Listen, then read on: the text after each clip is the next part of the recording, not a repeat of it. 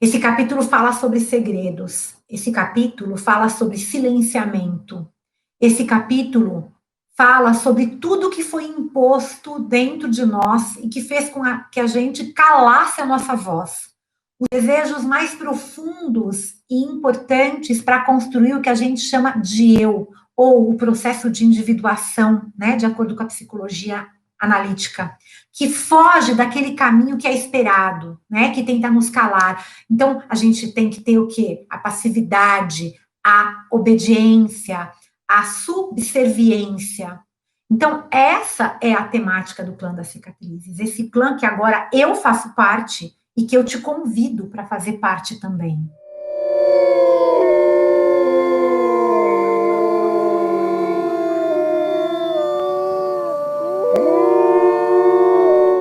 Por que, né, que esse encontro é tão importante?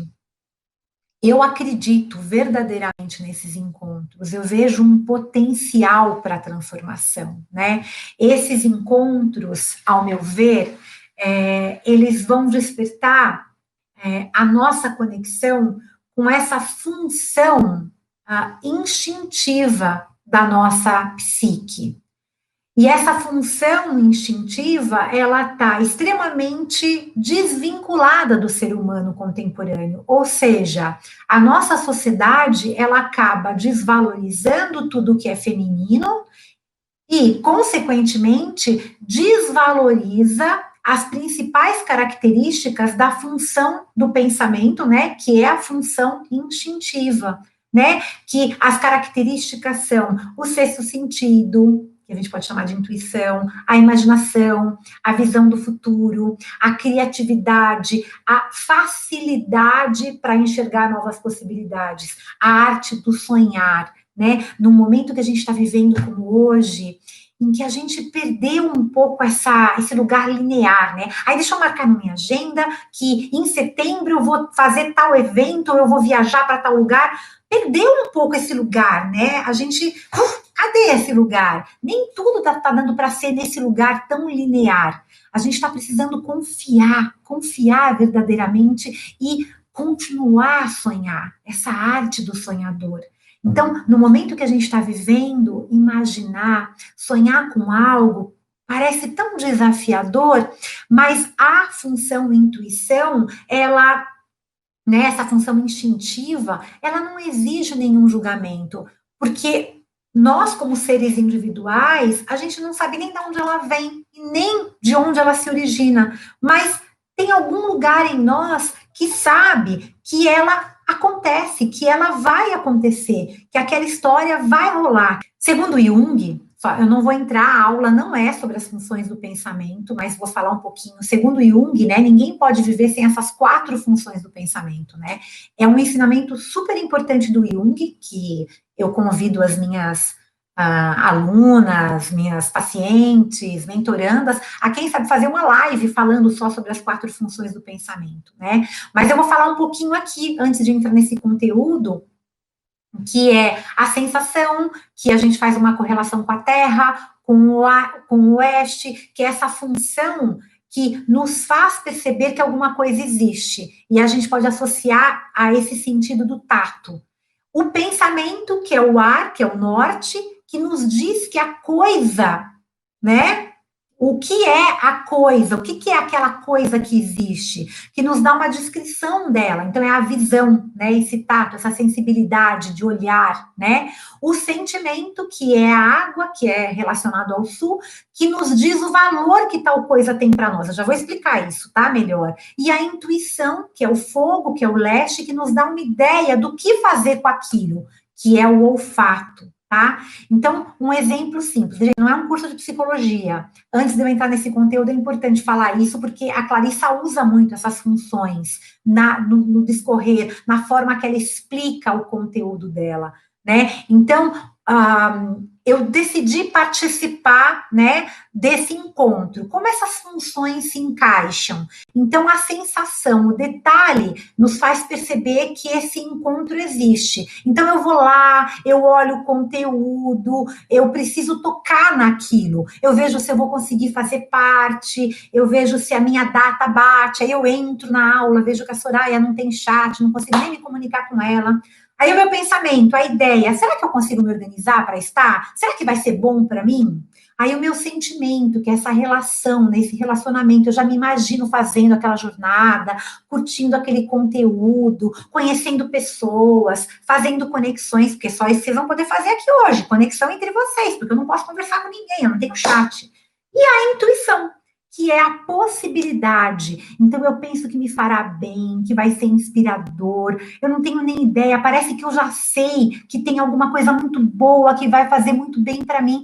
Eu vou compartilhar algo com vocês, eu quero que vocês escutem com esse ouvido que não apenas escuta, mas esse ouvido do nosso coração, tá? Vamos colocar o nosso coração em ressonância com o coração da Mãe Terra, para receber e ver se isso faz sentido para a gente. E ver se isso acessa esse lugar interno.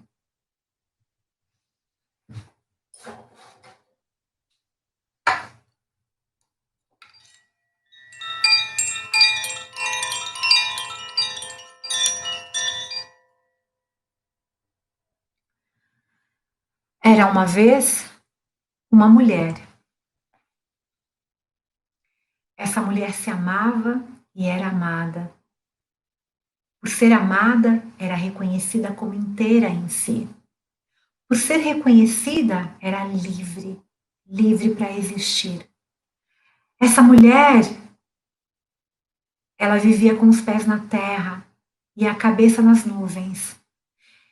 Possuía todos os atributos de uma deusa. Era humana e ao mesmo tempo divina.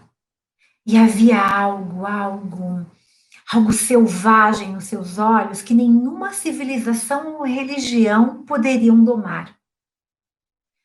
Por isso mesmo essa mulher foi temida. E por ser temida, ela foi reprimida e banida do convívio dos demais. Ela foi queimada nas fogueiras da ignorância, amordaçada nas malhas da censura, presa nas correntes da indiferença.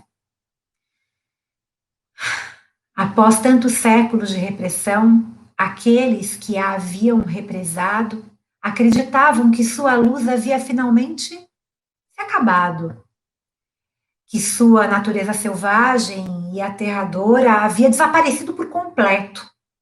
Porém, essa mulher faz parte da própria natureza.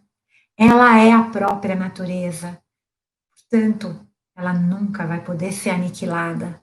De sua completude, temos apenas resquícios, mas ela sobrevive nas histórias, nos contos de fadas e no fundo da alma de todos os homens e as mulheres que sentem um profundo sentimento de vazio e solidão até em suas vidas. Eles escutam o chamado que vem dos ossos, das profundezas da carne, o chamado da mulher selvagem, há muito reprimida, há muito massacrada, mas de nenhuma forma. Escute bem agora. Escuta bem, abre o seu ouvido, dá o seu grito aí, dá o seu uivo. Au! De nenhuma forma esquecida. Assim como Clarissa Pinkola-Estés, nesse brilhante livro Mulheres que Correm com os Lobos, né? O nosso propósito nessa jornada é sair em busca, vamos dizer assim, daquela que sabe, da mulher selvagem. É um verdadeiro trabalho de escavação mesmo, nas partes mais subterrâneas da psique, em busca de algo que eu considero muito precioso, que foi há muito tempo contido. Através dos contos, dos mitos, aos poucos, a gente vai fazer revelar essas facetas da alma feminina que tem sido maltratada, não apenas pela sociedade, mas principalmente pela própria mulher que se afastou da sua alma selvagem. Essa é uma verdadeira viagem, gente. Não é um curso, não é uma formação, é uma jornada, é uma viagem ao interior daquela parte mais profunda de nós mesmos, da qual a gente muitas vezes insiste em fugir. É uma busca por aquilo que há de mais verdadeiro, de mais essencial em cada um de nós, uma missão de vida que mais cedo ou mais tarde todos nós teremos que cumprir, tá? Eu convido você agora a fechar os seus olhos. Fechar os seus olhos, literalmente falando. Eu convido você a inspirar profundamente. Inspirar bem profundamente. Pense que você está se elevando acima da sua própria loucura. De olhos fechados, se possível. Elevar-se é ir acima de nós, acima do nosso ponto fraco, dessas amebas que te põem para baixo. Olha para elas. Essas vozes dentro de você que te depreciam, que te condenam, que te criticam, que te seguram, que te atrasam, que te diminuem. Sabe essas vozes? Vê se você lembra de alguma delas. Não, você não pode. Não pode ser assim. O que você fez mais uma vez foi errado. Ai, foi horrível. Como você não gosta dele? Como você não gosta dela? Você não é bom o suficiente. Não vai dar certo isso. Continua aí nesse relacionamento. Continua nesse trabalho. Você já fez o seu extrato? Você não merece o melhor. Você é a culpada. Você tem que olhar para isso. Agora pensa, sente, intui, respira, que você está acima dessas vozes. Pensa, sente, visualiza você subindo.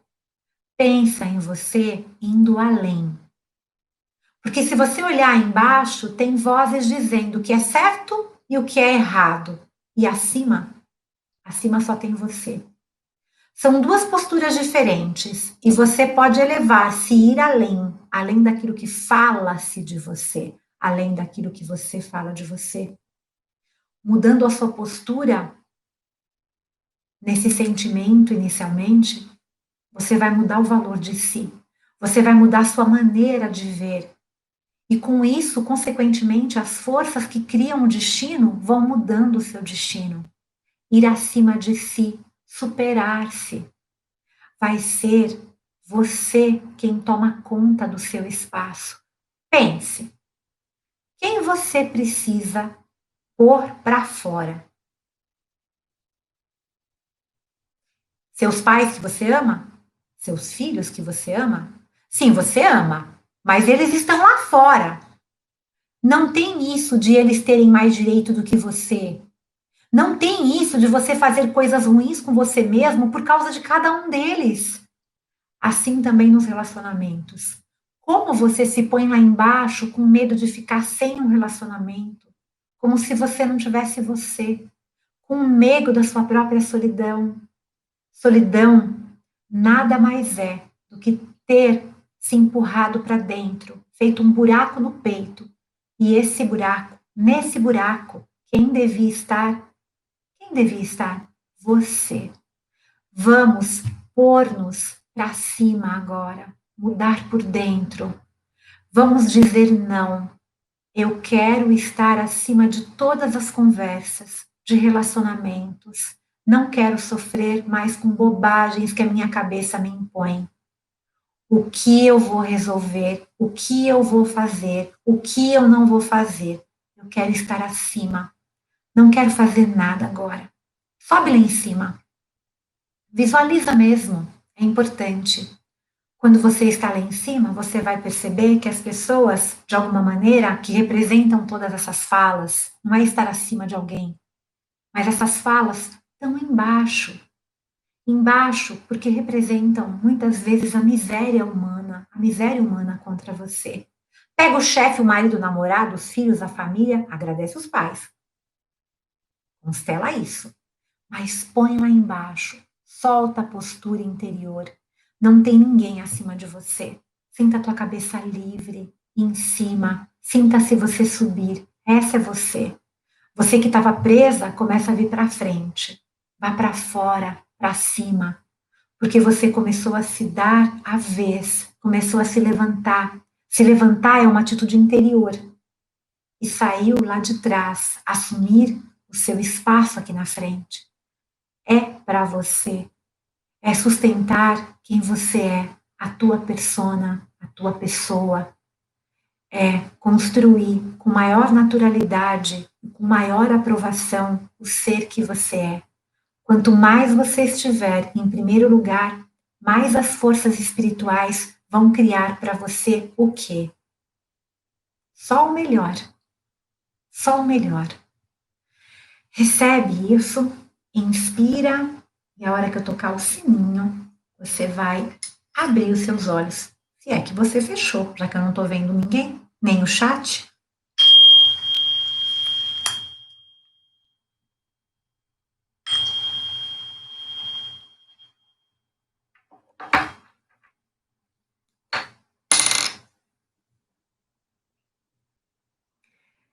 Nessa sexta-feira eu peço as bênçãos também de Vênus, né, de Afrodite, a deusa do amor, a personificação do prazer.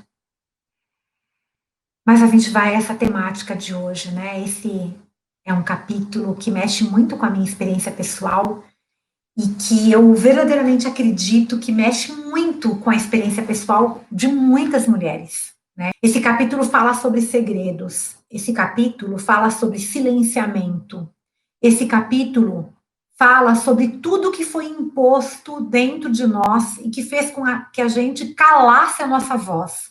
Os desejos mais profundos e importantes para construir o que a gente chama de eu, ou o processo de individuação, né, de acordo com a psicologia analítica, que foge daquele caminho que é esperado, né, que tenta nos calar. Então, a gente tem que ter o quê? A passividade, a obediência, a subserviência. Então, essa é a temática do clã das cicatrizes, esse clã que agora eu faço parte e que eu te convido para fazer parte também, né? E eu separei aqui alguns parágrafos do início desse capítulo para ler para vocês. Então, eu vou convidar mais uma vez para você inspirar profundamente, porque apesar da gente já ter lido milhões de vezes o livro, né, e muitas mulheres aqui já conhecem essa temática, estudam com essa temática, é muito diferente quando alguém lê para você. Quando uma avó fala, a terra silencia. Eu não sou avó ainda, mas eu já sou uma anciã, já passei dos 50, já estou nesse lugar, né, que a gente entra nessa plenitude, nessa sabedoria de que a gente pode, de que a gente merece, de que é bom. Então, sintam esse cheiro da mata selvagem, esse cheiro da grama, da terra molhada. Recebe essa medicina das palavras e deixa essas palavras entrarem nesse espaço do vazio. Quando eu e a Mariana fizemos, a Mariana Mourão, quem não conhece o trabalho dela é lindo também, a primeira turma de formação de guardiãs online, eu a convidei para fazer comigo e com muita maestria, a Mari veio com toda a potência dela. E a primeira aula da turma, ela falou: Sô, vamos fazer uma meditação para trabalhar com as mulheres esse espaço do vazio, da possibilidade, que é aquele lugar que você entra, que você já conhece aquele tema, mas você entra. Deixa eu aprender mais um pouquinho sobre isso, porque sempre tem algo diferente. Esse é o segredo da longevidade, Mariana, tá? A gente não falou sobre isso naquela época, mas eu tenho estudado muito sobre longevidade, como envelhecer com longevidade, com qualidade de vida. Um dos segredos é você se abrir para esse vazio, é você confiar que sempre tem algo novo, mesmo naquilo que você leu todos os dias, e encontrar algo novo ali, tá? Então eu vou ler para vocês, tá bom? As lágrimas são como um rio. Um rio que nos leva a algum lugar. O choro forma um rio em volta do barco que carrega a vida da alma. As lágrimas erguem o seu barco das pedras, que soltam-no do chão seco e carrega-no para um lugar novo, para um lugar melhor. Existem tantos oceanos de lágrimas que as mulheres nunca choraram. Por quê? Porque nós fomos ensinadas a levar para o túmulo os segredos dos nossos pais e das nossas mães, os segredos dos homens, da sociedade, bem como os nossos próprios segredos. O nosso choro, o choro da mulher, sempre foi considerado perigoso. Por quê? Porque ele abre os trincos e os ferrolhos dos segredos que ela carrega. Na realidade, porém, para o bem da alma selvagem da mulher, é melhor chorar. Para as mulheres, as lágrimas são um princípio de iniciação para o ingresso no clã das cicatrizes. E o que é esse clã das cicatrizes? É uma eterna tribo de mulheres de todas as cores, de todas as nacionalidades, de todos os idiomas, igual a minha blusa, que no decorrer dos séculos passaram por algo de grandioso e que mantiveram o seu orgulho. Lembraram de algo? Quem nunca? Todas as mulheres têm histórias pessoais tão abrangentes, tão poderosas quanto a força espiritual existente nos contos de fadas. Existe, no entanto, um tipo singular de história que está relacionado aos segredos da mulher, especialmente aqueles associados à vergonha. São algumas das histórias mais importantes que a mulher pode dedicar o seu tempo a destrinchar. Para a maioria das mulheres, essas histórias estão incrustadas, não como pedras preciosas numa coroa, mas como cascalho negro na pele da alma. Não é fantástico, gente? Não é lindo? O segredo da mulher muitas vezes tem a ver com as lágrimas que ela chora escondida. E esse segredo, ele pode ser silenciado por uma ameaça da própria mulher consigo mesma. É isso que fala esse capítulo. Pode ser uma ameaça sofrida por terceiros ou por alguém ou alguém que detém mais poder do que ela. E o seu medo pode vir de um medo de privação de direitos. Seja um medo de privação em relação aos seus filhos, ao seu cônjuge, à pessoa que ela ama, ou às pessoas, ao seu emprego, esse medo pode fazer com que ela guarde aquele segredo durante muito e muito tempo, mas não tem jeito. Um dia, esse segredo vem à tona. E é sobre isso que fala um dos contos do capítulo 13 do livro Mulheres que Correm com os Lobos, a mulher dos cabelos de ouro, tá? Gente, vocês já pensaram numa roda de 238 mulheres sentadas? Estão imaginando? Visualiza agora. Acho que está instável a internet, viu, gente? Estou vendo que está dando umas congeladas aqui. Sobre o que fala essa história? Continue bem, a Ariane já está falando.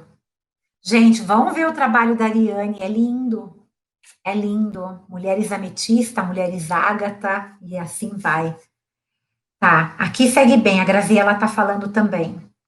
Rafaela também. É bem interessante porque esse conto, ele fala sobre uma menina de longos cabelos dourados, finos como fios de ouro. Essa menina, ela era muito pobre e ela não tinha nem pai nem mãe. E ela morava sozinha no bosque. E ela tecia num tear feito de galhos de nogueira preto. Estão visualizando? Essa jovem, ela se recusava a se casar com um Brutamontes. Esse Brutamontes era filho do carvoeiro, que tentou forçá-la a se casar com ele. E ela, numa tentativa de se livrar dele, ela lhe deu o quê? Uma mecha de cabelo dourado. Ele, no entanto, ele não sabia ou não se importou em saber se o ouro que ela lhe dera tinha valor monetário e espiritual. Assim, quando ele tentou trocar o cabelo por mercadorias no mercado, as pessoas obviamente zombaram dele e consideraram ele o quê? Um louco. E o que ele fez? Furioso, ele voltou à noite à cabana da mulher e a matou com suas próprias mãos e enterrou o seu corpo junto ao rio. Por muito tempo, ninguém notou a ausência dessa mulher. Ninguém perguntava por sua casa, nem por sua saúde. Na sua cova, porém, presta atenção aqui, os cabelos dourados não paravam de crescer. A linda cabeleira veio do solo, abriu o solo negro para subir em curvas espirais e foi crescendo cada vez mais em arcos e volteios, crescendo até que sua cova se cobrisse de ondulantes juncos dourados. Aí uns pastores que cortavam os juncos anelados para fazer flautas, e quando eles foram tocar as flautas, as flautinhas, começaram a cantar sem parar. Olha só. Aqui jaz a mulher dos cabelos dourados, assassinada e enterrada, morta pelo filho do carvoeiro, porque tinha vontade de viver. Assim jaz a mulher dos cabelos dourados, assassinada e enterrada, morta pelo filho do carvoeiro, porque tinha vontade de viver. E foi assim que o homem que havia tirado a vida da mulher dos cabelos dourados foi descoberto e levado à justiça, para que quem vive nos bosques selvagens do mundo, como nós vivemos, pudesse, mais uma vez, estar em segurança. Então, se eu tivesse com o chat aqui, eu perguntaria agora para vocês. Vou continuar perguntando. O que essa história quer dizer para você? Lembrando que tem duas formas de ler uma história, além de milhares de outras. Uma delas é a nossa psique é toda a história, ou seja, nós somos o cabelo, nós somos o coveiro, nós somos o homem, o brutamontes, e a parte que a gente analisa separadamente cada um dos personagens. O que essa história fala para você, e eu não vou poder nem ler aqui, vai ser muito interessante, então vai virar uma conversa entre vocês, isso é muito bom, porque vocês já trocam os contatos, já vão no Instagram de cada uma das mulheres que estão aí, curtem, comentam, porque isso aumenta o algoritmo, e aí você pratica o quê? O que se fala tanto e não se faz quase nada hoje em dia? Uma palavrinha, não é Soraya, não é nada de é sororidade. Fala-se muito, tem tantos discursos lindos, eu acho até bom, mas faz tão pouco. Vamos começar? Sororidade. Mas o que essa história quer dizer? Tá? Vamos fazer aqui, vamos começar aqui com algumas leituras, né? Uma com todos os elementos de uma mesma psique. E ainda, o que a gente pode alcançar além das palavras que estão nesse conto, né? Nessa profundidade, olhando para o aspecto cultural, para o aspecto social, para o aspecto político, para o aspecto econômico, porque tá aí tudo um monte de coisa.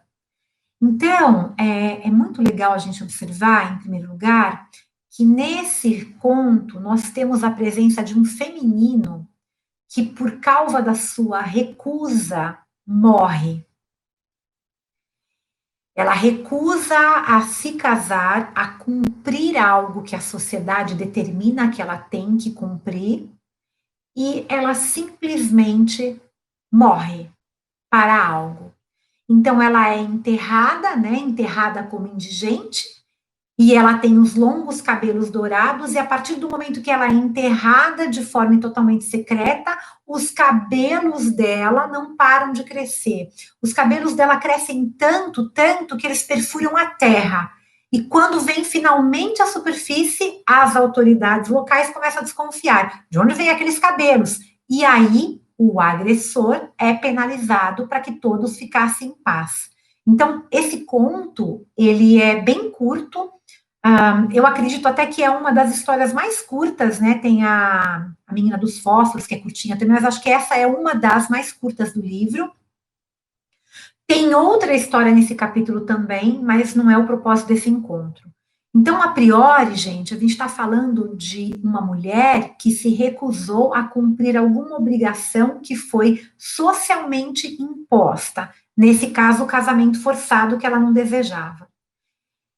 Então, vamos olhar para esse aspecto social, político, econômico que a gente vive muito, né? Ah, eu sou abusada, mas que roupa você estava vestindo no dia que você foi abusada? Ainda acontece essa pergunta. Vocês não sabem disso? Quantos abusos, né? E quantos desses abusos estão em segredo, porque a gente tem vergonha de contar, a gente tem vergonha de ouvir depois essa pergunta.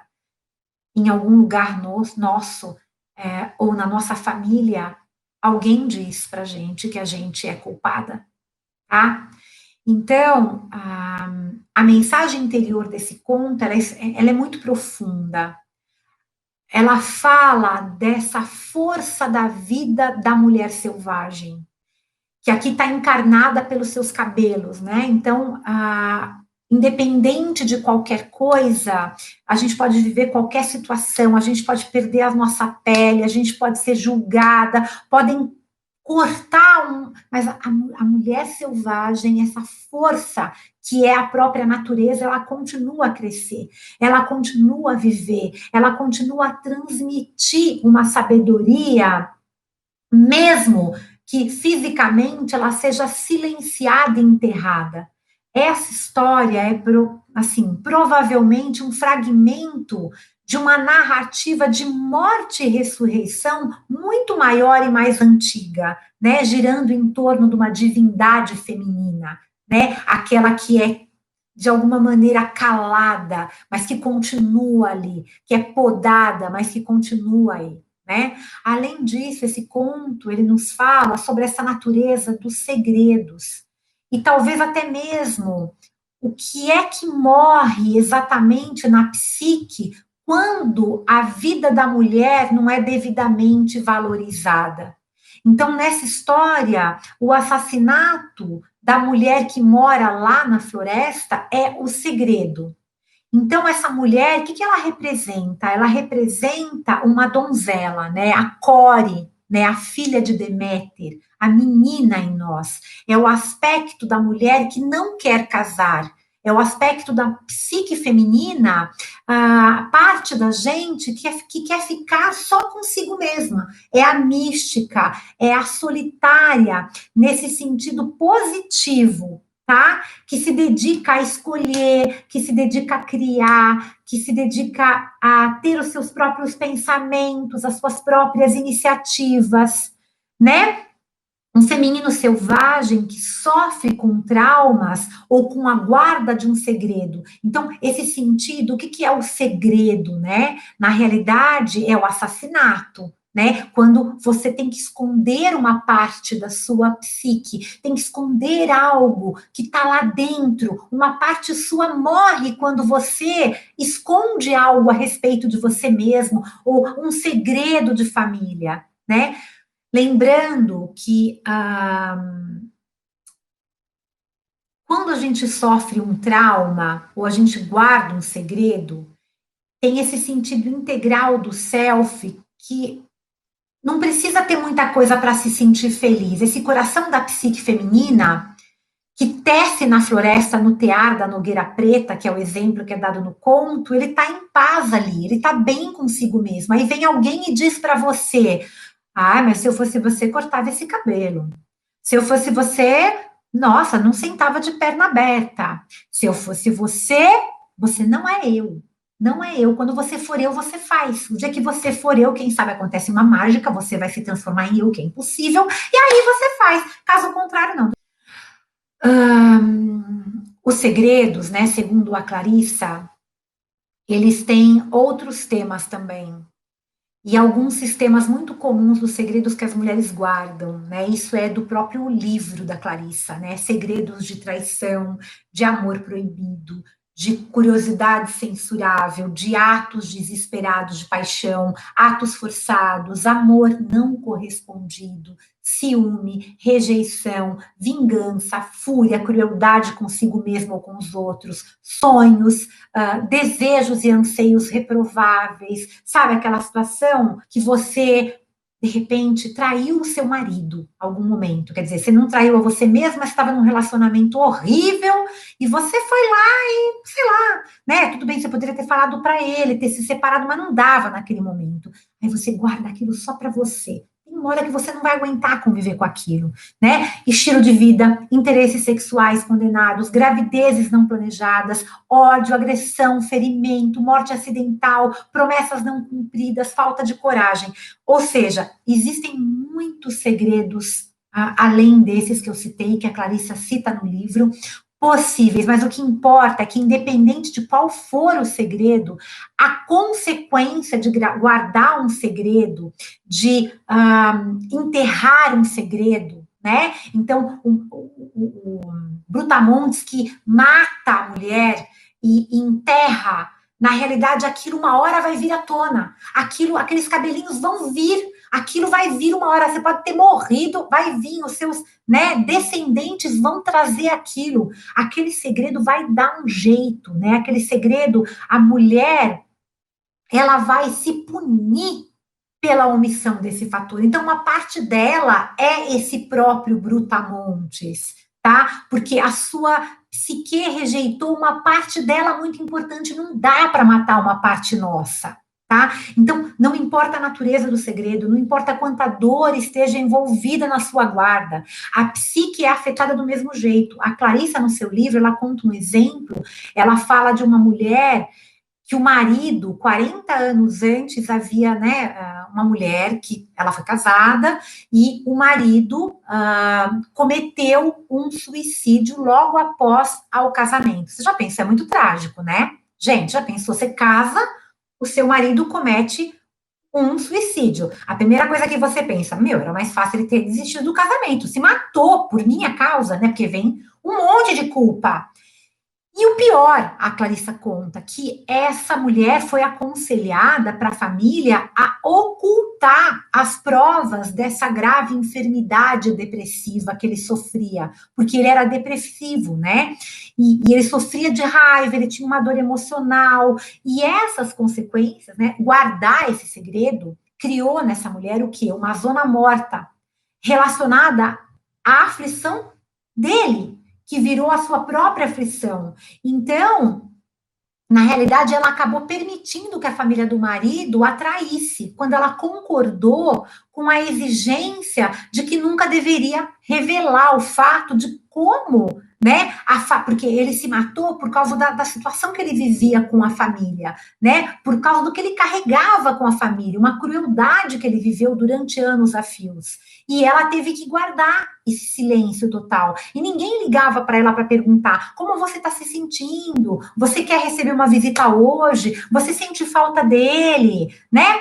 Então, ou seja, todos poderiam estar sentindo alguma coisa, né? Mas ninguém compartilhava. Então a mulher, ela cavava diariamente a sepultura do seu marido e enterrava sozinha a sua dor ano após ano. E a Clarissa conta que, com o tempo, essa mulher começou a evitar outros dias de comemoração naquela família. Aniversário de casamento, nascimento e até o seu próprio aniversário. Então, a zona morta, ela foi, os cabelinhos, né? Ela foi se espalhando do centro do segredo para fora. E não foi só cobrindo os acontecimentos comemorativos, mas se estendendo a outros festejos. Então, todos esses acontecimentos das famílias e das amizades, eles eram menosprezados por essa mulher.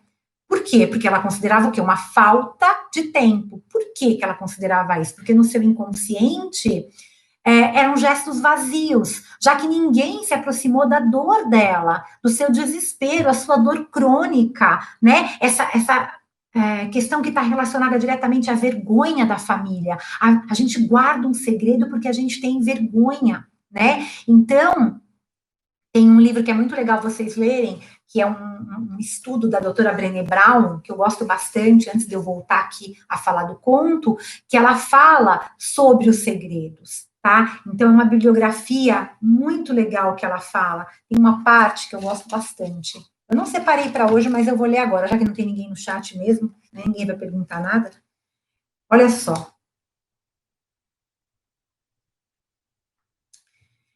Ela fala sobre a importância da gente ousar grandemente, da gente, que todos nós sentimos vergonha, e todos nós temos medo de falar sobre a vergonha. E quanto menos falamos, mais a vergonha aumenta. Então, que a gente precisa estar vulnerável se a gente quiser ter mais coragem, se a gente quiser viver com ousadia, porque ela fala que o segredo da cura da vergonha é a ousadia, né? Mas como eu disse, né, ela conta, né? Por que amedronta tanto? Por que o medo amedronta tanto? Compartilhar alguma coisa que se criou é uma parte vulnerável, mais essencial de uma vida comprometida e plena.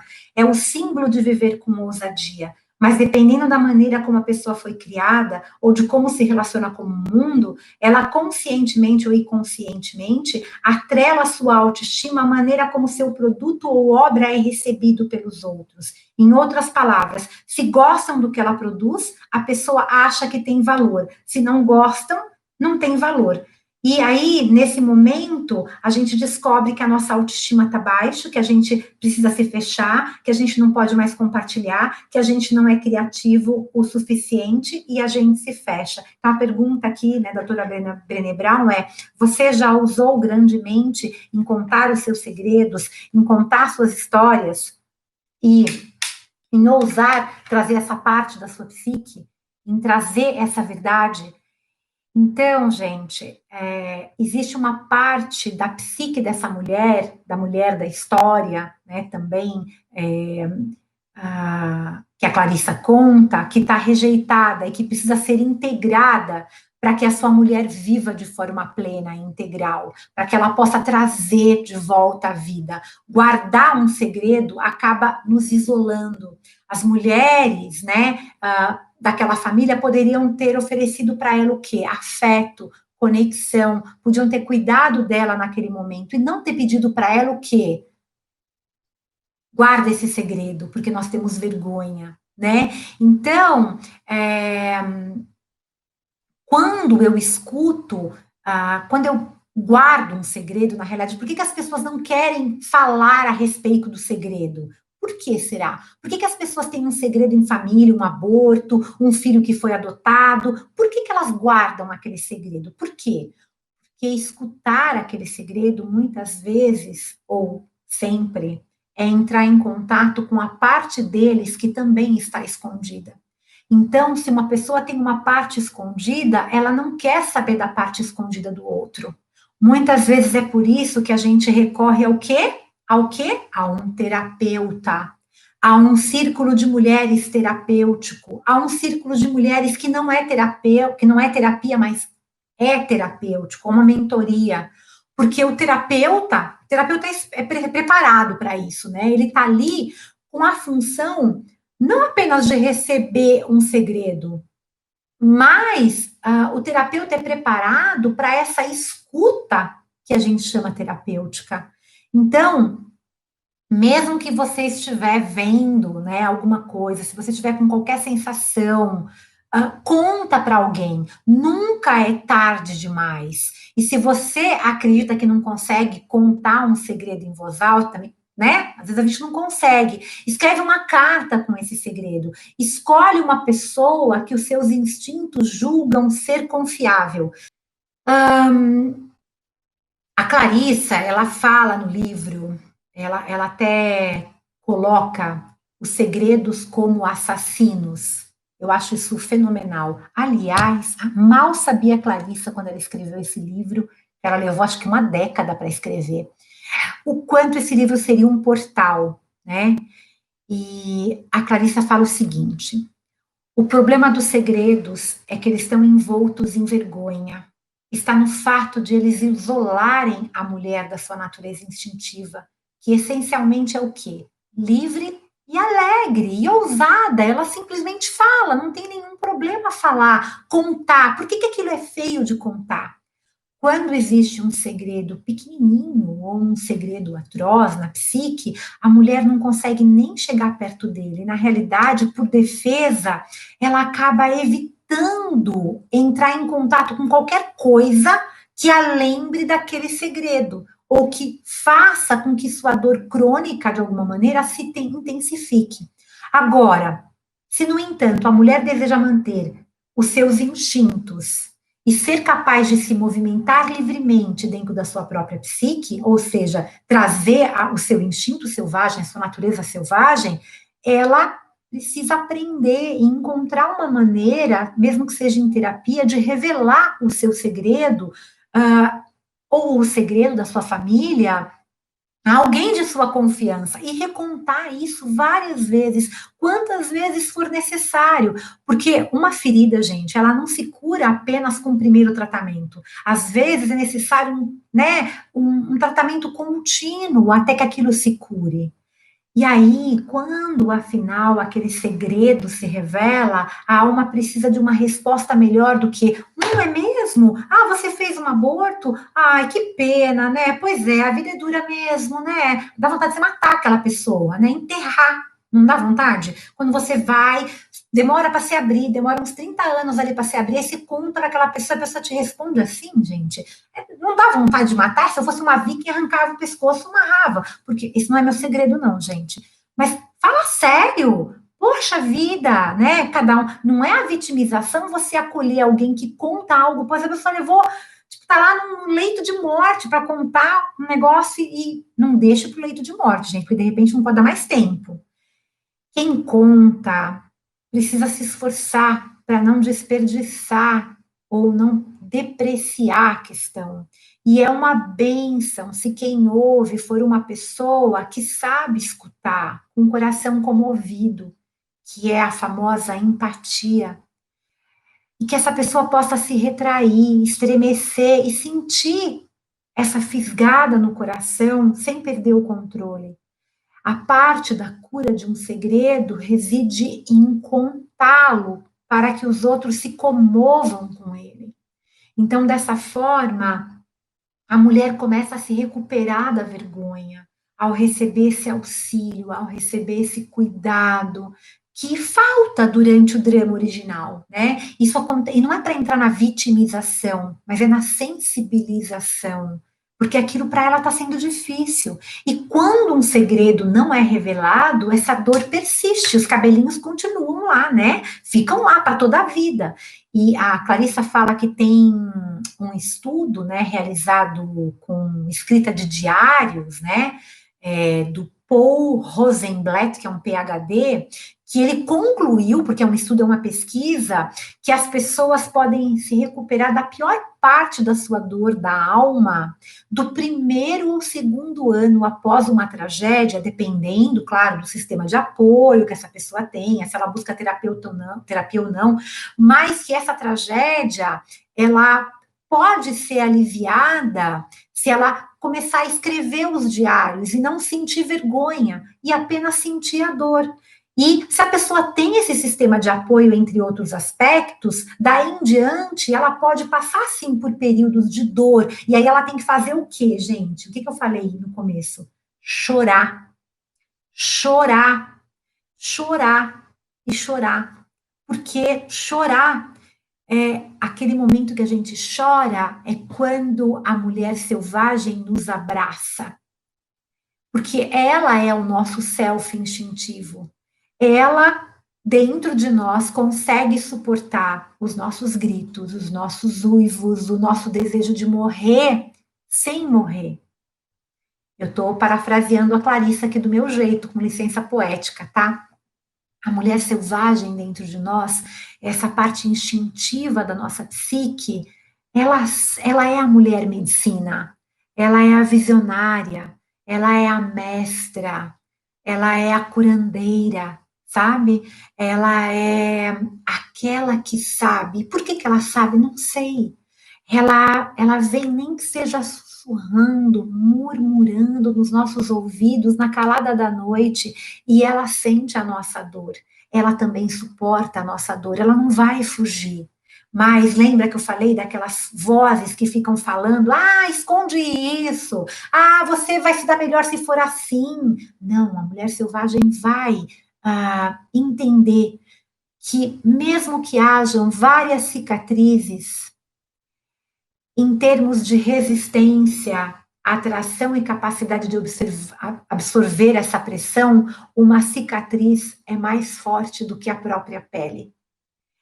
Então, a Clarissa conta no livro, e eu faço muito isso em rodas, que quando a gente tem um grupo pequeno, é legal você pedir para as mulheres trazerem as fotos da família, as fotos das companheiras, das avós, e, de alguma maneira, começar a contar uma história dizendo: essas são as mulheres da minha família. Ou essas são as mulheres de quem eu sou herdeira. Então, você olhar para essas fotos, mesmo que você tenha uma relação muito ruim com seus parentes, né? Mas olhar para elas com profunda compaixão e começar a contar as histórias e os segredos de cada uma, né? Aquilo que você faria de uma maneira trágica, você pode trazer com alegria, mas também pode trazer com mágoa e com esforço, mas lembrar que tudo isso faz parte da sua história, né?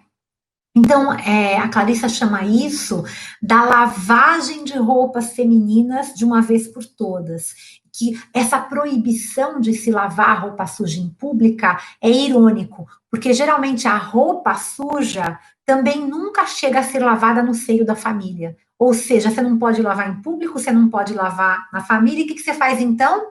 Você mata, enterra e o fedor vai surgir, né? O cheiro ruim vai surgir. Não tem jeito, gente. Então, lá embaixo, no canto mais escuro do porão, a roupa da família suja fica jogada e aquele segredo fica ali para sempre. Então, a insistência em manter esse segredo é tóxica. Na realidade, ela quer dizer que a mulher não tem nenhum apoio à sua volta para lidar com as questões que lhe causam dor. Então, vamos guardar isso em segredo, porque isso nos causa dor.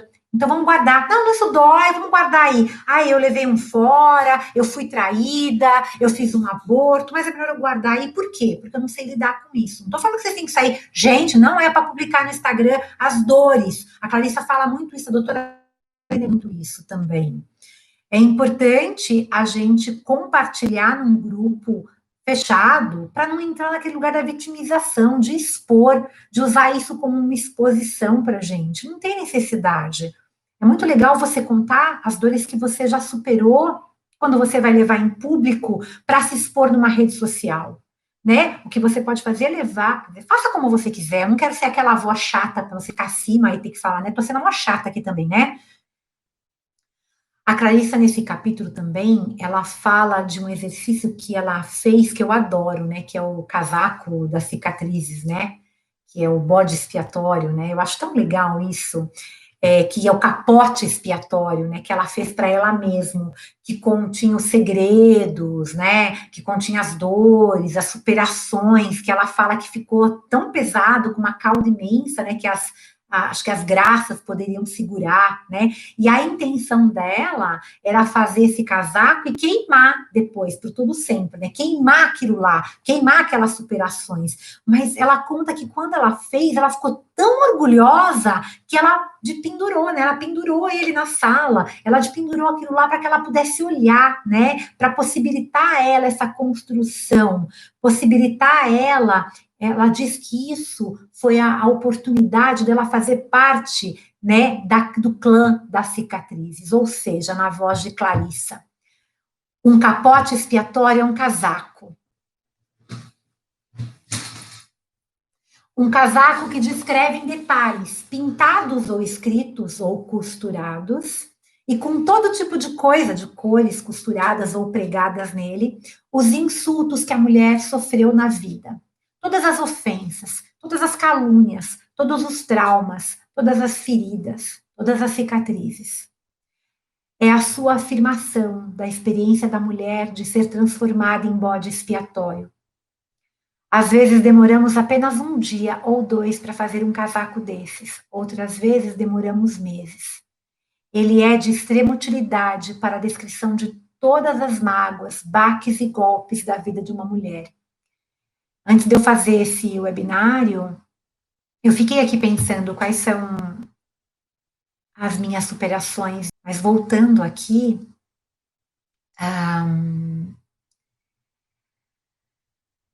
seja bem-vinda a esse clã que eu faço parte e que você faz parte.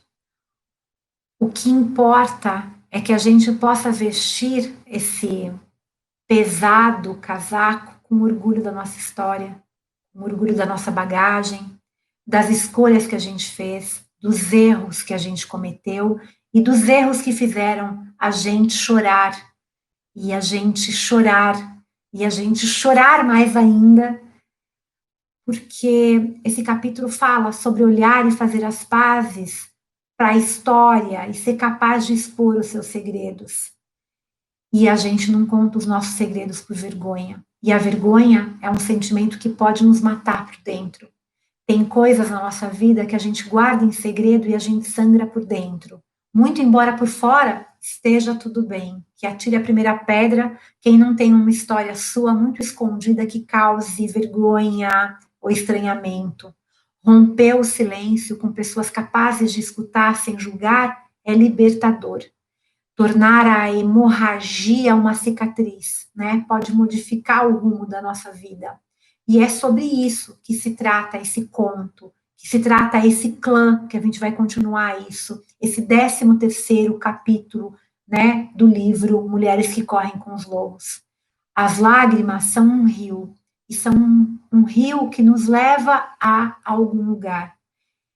E tem oceanos de lágrimas que as mulheres nunca choraram porque nós fomos ensinadas a levar por túmulo, né, os segredos dos nossos pais. Então, na realidade, para o bem da nossa alma selvagem, é melhor a gente chorar. Para as mulheres, as lágrimas são um princípio de iniciação, o ingresso no clã das cicatrizes, essa tribo de mulheres de todas as cores. Então, a vergonha de ser quem somos, quando a gente toca esses cascalhos negros, faz com que a mulher se isole da sua natureza instintiva, que essencialmente é livre. Aquela menina que saiu vestida, né, de Dina é um gênio, é livre, é alegre. Ela não estava fazendo nada inadequado, nada, mas ela poderia ter ali enterrado uma parte da sua alma selvagem, talvez até tenha enterrado. Mas guardar isso em segredo, esse segredo pode ser tão atroz na psique que a mulher não consegue nem chegar perto dele, por defesa, porque ela tem medo que aquilo a lembre da dor, né? E faça que essa dor, então, crônica se intensifique. Então, em cada história pessoal tem um drama, né? O drama da heroína, a mulher que acaba caindo nas garras de qualquer coisa ou de qualquer um e sofre severas provas, ou aquela que é raptada, ou aquela que perde contato com a riqueza da própria vida e entra no colapso, aquela história que degenera em tragédia, que não dão em nada, porém nem tudo é tão sombrio quanto parece. E como que a gente pode fazer para reverter um drama trágico, um drama heróico, revelando o nosso segredo, falando a respeito com alguém, escrevendo um outro final, examinando as nossas qualidades que a gente suportou aquilo ou vivenciou e deixando mais leve. Então, nós mulheres fomos advertidas de que certos acontecimentos, certas opções e circunstâncias na nossa vida, principalmente relacionadas a sexo, amor, a dinheiro, a violência, ou a outras dificuldades comuns, a condição humana, são de natureza extremamente vergonhosa. Eu não tenho dinheiro, eu não posso contar. Não, pode contar. Vamos melhorar isso, né? E que a gente não merece o quê? Absolvição. Isso não é verdade. Eu digo que não há nada que um ser humano possa ter feito, esteja fazendo ou possa vir a fazer, que esteja fora dos limites do perdão. Nada mesmo, gente. A alma selvática, ela tem um lado profundamente compassivo, que leva esse fato em consideração. No arquétipo do segredo, é lançado sobre a psique da mulher uma espécie de encantamento. É como se fosse uma rede escura. E ela é encorajada a acreditar que o segredo não deve jamais ser revelado. E esse tipo de ameaça de encantamento é um passatempo apenas para aquelas pessoas que habitam um espaço negro ilimitado no seu próprio coração. Quando a gente abre essas câmaras do nosso coração e esse carinho pela nossa condição humana, é exatamente o contrário. Então, as pessoas nos ajudam a extrair o segredo, porque o segredo gera uma ferida incurável, até que o tema se expresse em palavras, que tenha testemunhas. Então, a mulher que guarda um segredo, segundo a Clarice, é uma mulher exausta. E quando a mulher dedica mais atenção à questão da sua própria vergonha secreta do que outros membros da sua família ou da sua comunidade, é só ela que sofre conscientemente. E quando um segredo não é revelado, a dor continua lá, por toda a vida. Então, guardar um segredo, gente, prejudica a higiene natural, essa higiene autocurativa da psique e do espírito. E essa é mais uma razão para a gente revelar os nossos segredos. E para isso a gente tem que encontrar esse clã das cicatrizes e precisa chorar para ter coragem de colocar para fora. Revelar a nossa dor nos salva do quê? Dessa zona morta, né? Como se fosse aquelas flautinhas sendo tocadas. Então, elas nos permitem deixar para trás o culto fatal dos segredos. A gente pode chorar muito e sair cobertas de lágrimas, mas a gente não sai manchada de vergonha. A gente pode sair com mais profundidade, com esse reconhecimento de quem a gente é, dessa plenitude. Ou seja, lembrem-se, a mulher selvagem sempre nos abraçará quando a gente estiver chorando. Por quê? Porque ela é o nosso self instintivo.